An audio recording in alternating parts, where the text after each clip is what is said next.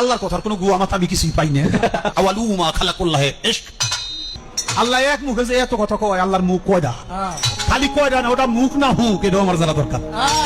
নাউজুবিল্লাহ নাউজুবিল্লাহ নাউজুবিল্লাহ। দেখেন, এরকম কথা কোন মুসলমানের পক্ষে উচ্চারণও করা সম্ভব না, উচ্চারণও করা সম্ভব না। তারপরেও দেখেন মাওলানা আলাউদ্দিন জিহাদি সাহেব উনার পক্ষে সাপাই গাইতেছে, সাপাই।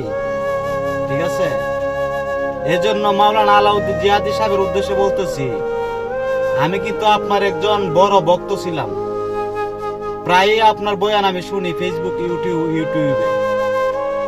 আজকে এখন এই মুহূর্ত থেকে আমি আপনাকে বয়কট করলাম,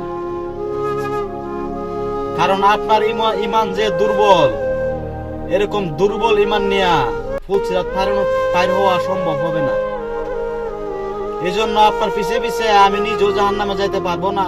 এজন্য আমি আপনাকে এখন এই মুহূর্ত থেকে আমি আপনাকে বয়কট করলাম। আপনি একজন আলেম হওয়ার পরেও কিভাবে তার পক্ষে ছাপাই গাইলেন আমার বুঝে আসে না। আল্লাহ তাআলা আমাকে এবং সবাইকে সকল প্রকার ফিতনা বাঁচার থেকে হেফাজত করুক।